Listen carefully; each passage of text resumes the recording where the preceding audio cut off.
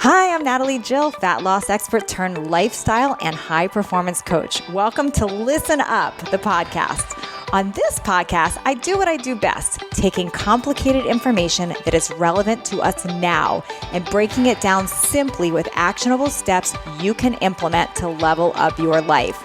I also regularly interview some of the most inspiring and courageous men and women on the planet who, at their worst, learned how to achieve success greater than anything they ever dreamed possible, creating everything from nothing. If you are new here, I encourage you to go back and listen from episode 1, when this podcast was previously called Leveling Up, for the full transformative experience. Today, I'm here with Melitsa Waage. And listen, today, she's a best-selling author and international speaker, founder of Epic Talks Miami, which is the #1 networking event in South Florida. She's a high-performance mindset coach. She has a whole list of accomplishments, but who she is today is not even close to who she was growing up. This story is going to blow you away. When I heard her story, I wanted to whip out a recorder right away. So I'm excited to have her on the show today. Melitsa, thank you so much for being here today and talking with my audience. Thank you so much for having me. Gosh, you've accomplished so much and you're just such a light. And I love everything you do now, who you are in the world, how you've shown up. But take us back, because I know you had a very, very different childhood than people probably expect. Growing up was not easy for you. Could you take us back to who you are? Like, I want to go back to when you were a kid even. What was going on? Well, I was born into heroin addict parents. So I had a mom and dad that were highly addicted to heroin. And because of that, they lost their 3 kids. So I went into the foster care system at the age of 3. And I don't come from a victim mentality standpoint. I'm so grateful for my past, because I truly believe because I went through that is who I am today. So that's pretty much it. I was in the foster care system until the age of 15. You know, I had my trials and tribulations, struggling with identity of, being in a family where, I was confused, and I didn't feel that I had the love that I deserved as a child, So I'm going to cut you off right there for 1 minute, because I have so many, because I love how you just like scooted over, like, I was just born into a heroin addict parents and they lost, but I'm not a victim. So I want to talk to you a little bit more about that, because there's a lot of people listening right now that are in a situation where they can't see past that. So I want to, if you're okay with it, I want to sort of dive back into that. Like, first of all, do you remember being 3 with your parents? Do you have any memory of that at all? I actually do. I remember a memory where my mother was high on the couch, and my little brother and my little sister, we were all together. And I remember I was starving and I was 3. And I think the reason why I remember this is because it was so traumatic. And I remember opening the refrigerator and there was nothing there. At age 3. Wow. Yeah. And a lot of people question that. Like, well, how can you remember that? Well, you actually can. Yeah. It was a pivotal moment. Do you, and you said you knew your mom was high. Was that as an adult perspective, or do you actually remember as a kid thinking something's wrong with my mom? Well, now as an adult, I look back and I'm like, oh, okay, that's because she was feeling this certain way, and, she couldn't get out of it. You know what I mean? Addiction is a powerful thing, and it can take over you, obviously, like it took her and my father as well. And yeah, it was just a moment that at the time I didn't understand it, but there was a moment where we had like the cops raid our house and come in and take us, like literally like we were like in a war. So when this was happening and you were 3, how old were your siblings? My brother was 5 and my little sister was 9 months. Oh, wow. So you literally at 3, you're almost taking care of a 9-month-old, I would imagine. Well, between me and my brother, like I wouldn't say I'm taking care of her, because I can't really remember a moment where I was holding her, but I see this as a picture right now in my past. And yeah, I remember that was. So what happened that interrupted that? Because I would imagine here you are, you're 3, your brothers, you've got 2 siblings that are also here. Your mom is high. Your dad is in the picture somewhere. What interrupted it? How did people find you? How did they know that something was going on? How did this change? Well, the neighbors started complaining because they started seeing the neglect. And wow, I haven't spoken about this in a long time. And, they started calling like social services and stuff like that. And then once they finally came and took us away, I guess there was a Christian family that found out about us, and, they couldn't take the 3 of us, but they wanted to take me and my brother. And that's what ended up happening. They found us through a church, because in the community, the church was big or whatever, and kids needing help and stuff like that. And that's pretty much how I got out of it. Yeah. Do you remember them coming to get you? Do you remember what that was like? And what was your last like conversation with your mom in that time? Do you remember any of that? I don't remember any of that, but I do remember our foster care person. I can't remember what you call that, an interventionist or something like that, Michael Sabata or something like that. And I remember he used to always come with like balloons and little toys to come and see me and my siblings. And I remember him walking us to our first home, which, my family that I lived with for 12 years. And I just remember walking in and they were all like waiting there, greeting us. And they even had like a little rabbit waiting for us and stuff like that. And I remember that entrance, and that was a pivotal moment in my life. But at the time, I think I was in the foster care system for like 9 months, because as I was entering this home, I was almost 4. So do you have memories of the foster care home before you moved into the family where you remember walking in and feeling that love? Yes. I don't remember the transition exactly, but I remember I used to suck my thumb when I was little. And I guess that was like something like comforting for me. Mm-hmm. And there was one of the foster families that I was with that the lady came and she's like, next time you suck your thumb, I'm going to cut your finger off with wow. scissor. She literally put a scissor like this and put pressure on me. And I was so scared. And then also a moment where, because back then, if you had a foster child, the government used to pay you. So they would get money to take care of us. So I think people really took advantage of that, and thankfully I wasn't sexually abused or molested, but mentally that trauma stayed there. And I remember staying out in a picnic one time, and they just said, hey, come here and follow us. I started following them and they were like, stand right there. And I'm just like standing there. And all of a sudden they made me stand in an ant pile. The ants started crawling up my legs and started biting me. And I just went crazy and they started laughing, So it was more for like their entertainment, so that was traumatic as well. And, and you were 4 here. You were almost maybe 4. I was almost 4. And then from there, I transitioned into the foster family that had me for like 12 years. So what did you, in that time of your life, when you think back to that, I know you said you haven't talked about that in a while, but what was your beliefs at that time when you were that person? Were you sad? Were you looking for your parents? Like, what was the mindset of you as little girl Melitsa then? I wasn't sad. I was just kind of rolling with the punches. It was part of life. I didn't know what a normal childhood was. So to me, that was my normal. You know what I mean? And did I miss my mom? Was I confused? Was I scared?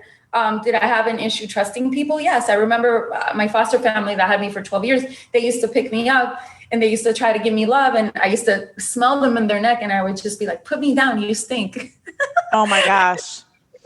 And that was my way of getting away from them. But yeah. Did you miss your mom, and were you thinking about your parents? Were you talking about them? Did you understand that you weren't with them anymore? What was going on then? I'm just trying to think of my daughter being little at age 4. What would have gone through her head? I was confused, and I don't know. I can't remember missing her. I just wanted a place of normalcy, and I wanted to be loved, and I wanted to be in a home that felt safe and secure. So tell me what happened then in the foster home. I'm thankful for this foster family because I'm close to them now, and they really instilled in me a lot of values. I grew up as a Christian, and that's always been in the forefront of my mind, growing up as a Christian and, knowing about God and the Bible and all that stuff. But things got difficult at a point, especially when my biological mom would come and visit us, I would have abandonment issues every time she would come, and there was a lot of struggles when it came to that. And, both of my moms not like understanding or respecting each other's space because this is my daughter, or I saved her, or whatever, you know what I mean? Or, so it was a little confusing, and I dealt a lot with abandonment. And I feel like I still have even though I've worked a lot in personal development and healing my traumas and everything, I still feel like abandonment is still something that triggers me sometimes. I can imagine. I can imagine. So take us on the journey. So you were one of the fortunate ones that got into a good foster family that was teaching you skills, that taught you love, and kept trying, it sounds like, even when you weren't ready to receive it. So take us through what happened next. My brother always really struggled with his identity and also with acceptance. And, he kind of started rebelling himself, where they had to let him go, actually, and put him back into the foster care system. But it got to a point where there were certain experiences and situations in my childhood where I didn't think were fair. And I was always the type of person to really stick up for myself. And I felt like I'm very intuitive, even since I was a little girl. I mean, I've been through situations where you're like, how does that little girl know how to do that? Right. So it wasn't the best childhood, but then again, I'm thankful because I went through that adversity. A lot of misunderstandings with my sisters and, with family members and stuff like that. And a lot of rejection as well. Even my foster mom told me one time that she couldn't love me the way she loved her kids because she didn't have me. And I was 12 then. It was part of my growing up. I tried to commit suicide twice. One hanging myself and the other one with a bottle of aspirin. And it didn't work. I guess, obviously, God had a bigger and greater purpose for me. But wait, Melitsa, I'm going to ask about that too, because I love that. First of all, I love your commitment to not being a victim. So I promise I'm going to totally go back over to that, because I think that mindset is so powerful. But I have some questions about this, because I know this is hard for you. I just want you to know that I know there's people listening right now that are where you were. So for them, I want them to understand how dire this situation was. So like when you said you tried to kill yourself twice, like what happened? Did somebody find you? Did somebody interrupt it? Did you just wake up yourself? Like what happened with that? I remember when I was just fed up with what was happening in my family. Yeah. And I was just like, I just wanted to just end it. You know what I mean? And I had a bottle of aspirin. I think I took like 25 or 30 of them. And you know what I mean? And I was just trying to imagine it just made your stomach hurt a lot. I can't even remember what happened, but it didn't work. I woke up the next morning like, oh shit, okay, it didn't work. Got it. And then I remember, and maybe I was doing this for attention, but even my sister was sitting in the kitchen and the table, and I had a rope. And I was outside in the balcony trying to figure out how I could put that rope so I can hang myself, And she never asked me like, what's going on? You know what I mean? And yeah, it was just one of those moments where, I don't know what to say here. No, you're saying it all. I mean, it was that bad. It was that rock bottom that you didn't want to even be here. What do you think shifted from that? I know you said God intervened and it wasn't meant to be. What do you think happened? How did you get out of that and decide I'm not gonna end it. I'm gonna find another way? I've just always been, always been the life of the party. Yeah. And even since I was little, even my teachers, I remember having a kindergarten and a first grade teacher, they wanted to adopt me. Yeah. And I just knew that I was created for greatness, and I would feel it by how other people reacted to me. And it's funny because it's true what they say. You don't know what you have until it's gone. Right. Yeah. And to me, that's what my family had. They had like this amazing little gem that was destined to do so much more. And I don't feel that they could see that because they were so blinded by their past traumas and their way of growing up. And I don't blame them in any way. You know what I mean? It's more like they didn't know any better. You know what I mean? And now the way I see my sisters treat their kids and the way my parents are with their grandkids, they're fucking epic. Yeah. So this is your biological parents that one. No, these are my foster parents. Foster parents. Okay. My mother, my biological mom, she always tried to prove herself by coming to like visit me and bring me gifts and bring her family members and stuff like that. So she tried also, but it got so bad that my foster mom told me that my mother died. Oh gosh.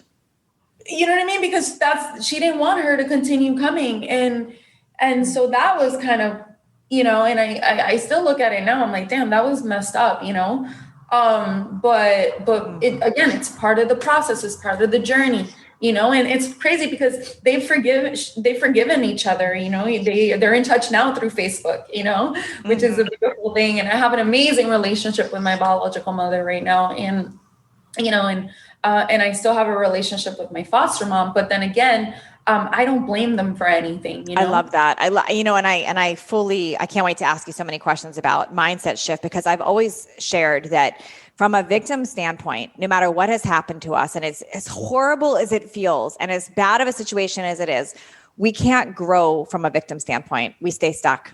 And then when we can look for what is my alternative, where can I be forgiving? Where can I find some responsibility? Where can I find the blessing in this? That's the only way I see out. And it's interesting because even as you're talking, I see how strong you are and how committed you are to not be in victim mentality, even though you had horrible, horrible things happen to you.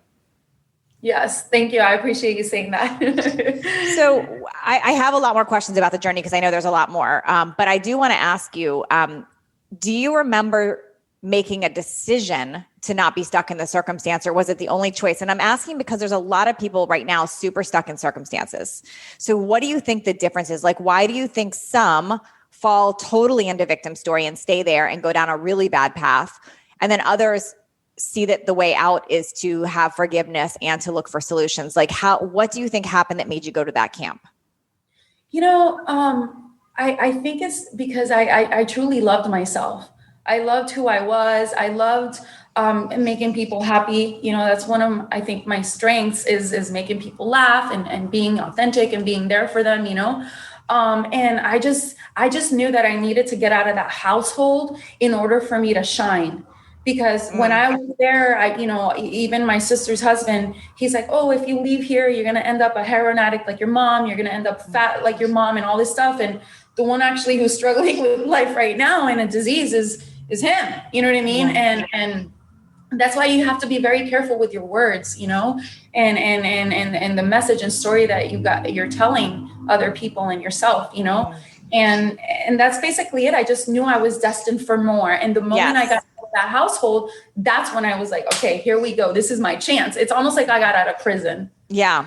So then you had another massive awakening in your early adult life. You ended up can we dive into that a little bit? Because that was like a double whammy. Yeah, sure. You got married because you got married. Yes, I did. And I do want to mention one thing. I got kicked out of high school, and I was told by my principal that I was just another Latina statistic that would never amount to anything. Wow. And I just would love to see this man right now, because I remember him being short and fat and miserable with his job. And I'm just going to be like, thank you, because once he kicked me out of high school, I had to go ahead and finish high school on my own, right? So I had to go through one of those special programs, and I didn't have that normal, regular graduation. And I was also homeless and lived out of my car in front of a Walmart parking lot. And I remember I put myself underneath the lights because there was cameras there. And I'm like, just in case anything happens, there's proof. And so why were you homeless in the car? What was happening? Why were you not in your foster home at that point? Well, I ended up leaving my foster family, and I found my mother, and she ended up, I spent some time with her, and then there was a lot of like resentment issues and a lot of fights and everything. And then she got married. Yeah, I wonder why. Yeah. Then she ended up marrying an amazing man. And at the time, I didn't think he was amazing. I just thought he was coming to, again, me dealing with my abandonment issues. So here's comes somebody that's taking the love away from my mom, right? So then I ended up moving to Orlando. She left me with her mom. And then her mom was gone for a while. So I was literally by myself. And then I started, my high school friends who their parents were very successful. They were like, hey, just come and stay with us. You know what I mean? And like, we'll cook for you, we'll go, whatever, And then, and I was with them for a while that way. And then I was able to purchase my own car. I had like 3 different jobs. And then, I just started, I got my own apartment. I think I was like 17 or something like that. And, that's how my journey began. And I was like, all right, I'm doing this on my own. And every friend that I had, their parents all bought them a car. Their parents, like, I did this on my own. I had to save money and so yeah. So super accomplished. So then things are working well. And I know you ended up getting married, and I know this is hard too. So I'm sorry, but I want to really paint the picture so everyone understands everything that you've been through, because it's really quite the journey.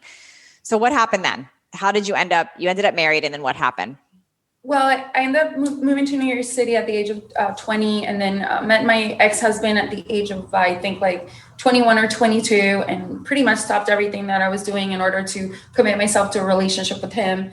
And, we moved back to Miami. I started a real estate business. That's when, the real estate market was hot and popping. And, I luckily found a business partner that came and gave us the money to start flipping properties. And then in 2008, the market collapsed, and we know what happened. I really thought I was on my journey of, creating wealth and millions of dollars, and that I was going to be able to change the world and change my family's life and all that stuff. And then I found myself in square one again. And I said, there's got to be a better way. And at the time, my ex-husband had like long, he's Cherokee Indian and Italian and German. He had like this thick, long hair, and it was beautiful. And I told him, if we're going to do business, you need to cut your hair. You got to look professional, whatever. And he was kind of ready to get let go of that too. And I remember sitting on my couch, and I was like, what are we going to do? And at the time, MySpace was hot. So I was like, he was looking for a beauty salon to cut his hair, and we couldn't find anything online. And this light bulb went on in my mind. And I was like, OMG, we can start Hair Society. And at the time it was called the Pro Stylist. And I was like, we can create a MySpace for the hair industry, and where hair designers and fashions and makeup artists can come and showcase their work and the before and after. So that started a whole new journey of 5 years. And, at the time they used to charge us so much. I'm sure you remember 10, 15, 20 grand to build a website. You remember when it used to be that expensive? And I was literally just working for that. And I was the investor in the business. And then that majorly failed. And then we had an investor come in trying to put in $1 million. Then he disappeared with all of our intellectual property. And it was just like, you just couldn't get a break. You just couldn't get a break. So it was just like hitting a wall. And that's okay. That happens in life. So how are you going to overcome that? How are you going to step into the best version of you because of that stuff that happened? Right. So then when that happened, I ended up finding him a job that he was making $7,000 a month, which is a lot of money. And he cheated on himself. He just thought that there was better options out there for women. And I decided that I'm not going to stay with somebody who's going to cheat on me. I deserve better than that. And his excuse was that I emasculated him. Wow. He needed to prove his worth by getting attention from other women. And that's fine too. You know what I mean? And I think a man that says that, he just doesn't know how to step up as a man to contribute to his woman and his life. So Melitsa, so much stuff from the time you were born, like literally over and over again. Like it's like you couldn't get a break. What do you think was meant to be seen by all of this happening over and over again? Like, what have you learned from this? Because it's like, first of all, I can't say it enough. I love your commitment to not being a victim. It's so incredible. And I have a bunch of questions about how you stay committed to that. But what are the lessons that when things happen again, are you now looking at it like, oh, here we go again? Or is it like, what am I going to learn from this? Like, what happens now when there's a setback? Because you've just had so many of them. I kind of chuckle now, and I'm just like, okay, what is this preparing me for? Interesting. Because every time there's been a setback and I have my heart broken, something better comes along the way. Like, 6 months later, or a year later, 2, 3, or 4 years later, you know what I mean? It's always something better. And then whatever better happens, then when that defaults, then something better even happens. You know what I mean? So you can't preach something you haven't lived. And I truly believe that, the universe or God, whatever you want to call it, is using me as a beacon of hope, a beacon of voice, a beacon to be able to impact the world with my stories. So I'm kind of like, okay, bring it up. So what did you do, or how did you become so able to focus on solutions? Like, do you remember making a decision around that? Or did somebody teach you that? Or like, what was the light bulb moment? Was it your faith in God? Like, what helped you to do that? Because, and I'm asking also for the person that's stuck right now, because I know there's always someone, I get messages every time I do a show like this. Somebody's like, wow, I'm exactly where she was. And I needed to hear that. So I want to help them too. Like, what was it a decision? What changed for you to be able to focus on solutions and how to not be in that mindset? Well, number one, I want to honor anyone that's listening right now that's going through a hard situation and you're trying to break through from it. You know, we've all been there. And what I can say about that is I remember looking at my family and looking at my mother and the stuff that I went through. And I said to myself, I never want to be like them. I never want to cause this pain on anybody. I never want to be struggling for money. I never want to be homeless in my car again. So what am I going to have to do in order for me to commit to my life to get out of that situation? So that's the answer for me. How were you able to forgive your parents, and what's your relationship with them now? And what did that do for you to be able to forgive? You know what's crazy? I've been getting, I got into personal development 6 years ago, thank God. I remember really struggling with my mindset and trying to overcome that, which is the reason why I become a high performance mindset coach. But then it wasn't until recently, I think like a year and a half ago or 2 years, where I started getting into spirituality and meditation and Reiki healing and all that stuff. And I remember I went to have a podcast interview like you and I are doing, and it was in person. And the moment she hugged me, her name is Maya, she's a spiritual healer. I came with makeup done, happy, and she hugs me and she goes, "What's wrong?" That was her first thing. She's like, "I feel your energy. What's wrong?" And I sat down and I was just like, I don't know, like I'm overwhelmed with emotions right now. And she literally gave me like a 30-minute consultation that gave me a breakthrough. And after we did our podcast, I ended up getting in my car and I felt a voice that said to me, "Call your mother, your biological mother, and tell her that you forgive her." And my mother, she's epic. Like she was able to go through heroin addiction, getting deathly sick, to committing herself to God, where she now has her own little church and community in her place. And I know she's always looked for my approval. Like I'm not trying to brag about myself, but I am her golden child, you know, from the 3 of them that she had, you know, I've been the one to kind of overcome everything, you know, and doing better out of the 3 of us. And you know, she just always, I knew she always does everything to please me. Like, what do you want? What do you need? So I called her and I was like, "Hi, Mom." And she said, "Melly." She always gets excited when I call her. And she's like, "Oh my God, how are you doing?" And I was like, "Mom, I just want to tell you that if I ever offended you, if I ever hurt you, I just want you to forgive me." And when I said that, she just started crying. And she's like, "I've been waiting so many years to hear that." And she's like, "You don't have to ask me for forgiveness." You know what I mean? She's like, "I love you." And, you know, and ever since I did that, it was like 1,000 bricks that were lifted off of my shoulders. And my relationship has never been better with my mom. And it's so funny because I am so much like her, which is hilarious. She's had her church for 20 years now. Like she's created a community where they come and they, if they need money, if they need food, if they need any type of nurturing, she's there. And in a way, my church is Epic Talks, you know, like where I've been able to come together and love and all that stuff. So that was powerful for me. So your mom is in recovery, obviously. She's recovering. Yeah. I mean, she's been out of that for 25 years now. Wow. How powerful. Because it sounds like your mom has just so much remorse too for what happened. Yeah. Oh, yeah. And, but you know what she tells me? She's like, "Melitsa," she's like, "I've been asking God for so many years to give me peace." And he's like, "And the only reason why I've been able to keep myself sane is because I have found that peace within myself." She's like, "You can't give it to me. My son can't give it to me. My little daughter can't give it to me. Nobody." She's like, "I found it within myself." Now, how are you do you have a relationship with your siblings, and how are they doing?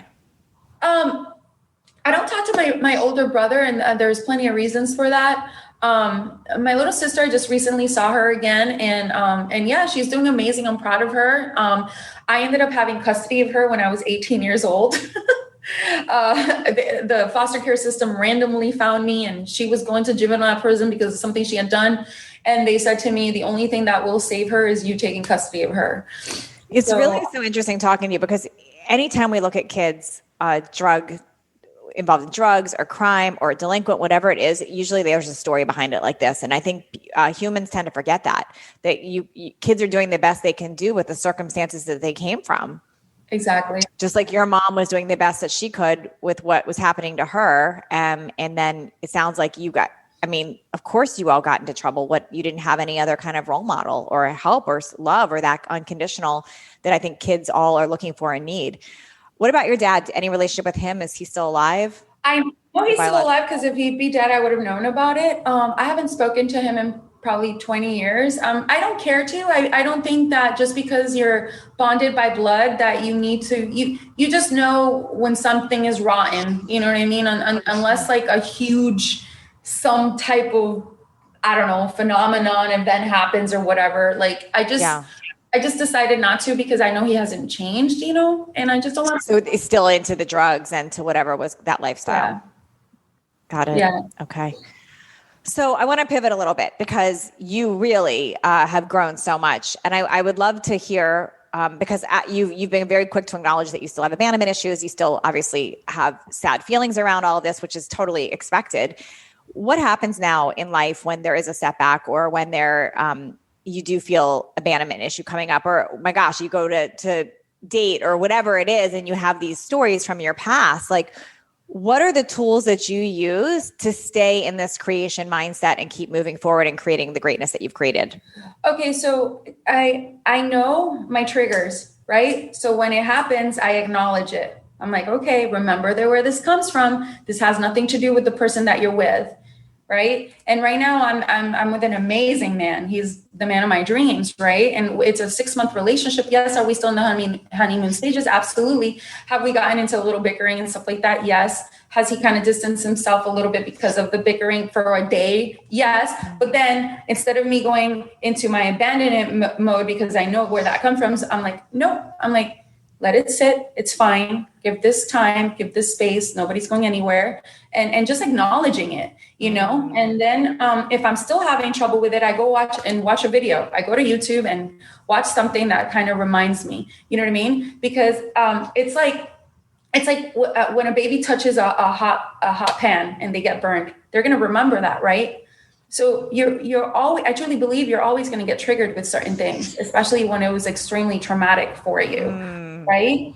So just acknowledging that moment, taking a step back, accepting it, and knowing that you've become that person because of that. Does that make sense? So good. So good. So the person listening right now that's like, okay, Melitsa, I'm hearing you. I hear your story, but my gosh, I'm so stuck. Like, I feel that they're in the situation of all these things happening to them, and they just don't see a light at the end of the tunnel or how to get out. What would you tell them right now? What could they do? What do they need to create or do or think or focus on to change that? Finding clarity in your life. Finding 100% clarity in your life. And I truly believe that a lot of people are stuck into depression and they're sad is because they don't know how to get out of it. They don't know a better way. They don't know what their purpose in life is. They don't know what their strengths are. And for me, in order to create who I am now, I dove deep into personal development. I made it my religion. I invested in myself. The only reason why I'm sitting here in front of you right now is because 6 years ago, I made the decision that I'm going to get into personal development and I'm going to change my life. You know what I mean? If Natalie Jill was able to do it, I can do it. If Chris Lee was able to do it, I can do it. If all these other powerful leaders that have gone through the freaking dirt, to becoming powerful how they are right now, they did it because they made the decision, I want to change in my life. And guess what I did? Good. I invested in coaches. I invested in programs that were going to help me out. I invested in becoming the best version of myself. And every single day I still wake up and I say myself, who is Melitsa going to be today? What does she want to accomplish? What are the 3 things that she's going to do today that's going to help her step into the next best version of herself? Good. So good, Melitsa. So I recently changed the name of my podcast. It used to be called Leveling Up. It's now called Listen Up, because I think it more important. It's all stories of leveling up, right? But I think there's always some takeaways. If you got the podium right now and the whole world is listening to you and you're going to say, listen up, what do you want people to know? Oh, wow. That's a really good question. I want people to know that no matter what happens in your life, you are created for greatness and you could definitely own your power. And another important thing for me is, who are the top 5 people you're surrounding yourself with? Who are the people that you're taking advice from? Who are the people that are in your group chat, in your text messages? Women, I mean, we're in a group chat together. They're all powerful women, right? Yeah. So we inspire one another's, hey ladies, I got this going on. If any, whatever, we're there for each other, right? And I truly believe that when your circle of trust is not strong, you're going to fail, and I had to literally get rid of people that I truly loved, because they weren't leveling up. They were stagnant. They saw me growing and they wanted to stop me. Yeah. Right. Well, why are you doing these events? That's not going to go. Don't do this fitness championship. You're not going to win. Yep.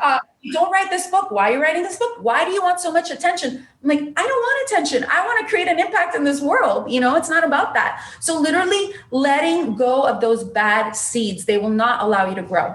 Oh, so good.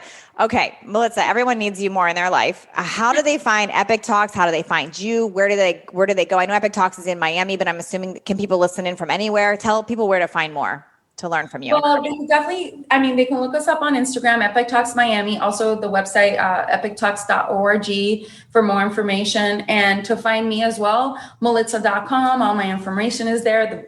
The information on my book, Detoxify Your Mind, which is, I share the principles that I basically created in my life in order for me to step into the best version of me. So good. I'm going to put all the links in the show notes. If you want to find her easily, if you go to my Instagram, I am following her, so you can look for her name there under my following. And if you like this episode, please rate it, review it, share it with others. Tag both me and Melitsa if you share it on Instagram or Facebook or wherever you're sharing it. And thank you so much for joining in. Thank you so much, Melitsa. Thank you, Natalie. I love you. Thank you. Thank you for taking the time out of your day to listen in as my guest today. If you found this episode valuable, please share it with friends and on social media. I don't advertise this show, so I rely on word of mouth and reviews to get it out in the world. The biggest thank you that you can give me is leaving me a review, and a nice one, I hope, by the way. This is how others find these episodes. If you do leave me a review, be sure to message me at support@nataliejillfitness.com with a screenshot of your review, because I would love to send you a free digital download of my DSR journal as a thank you. And please don't forget to connect with me on social media at Natalie Jill Fit on Instagram and Facebook.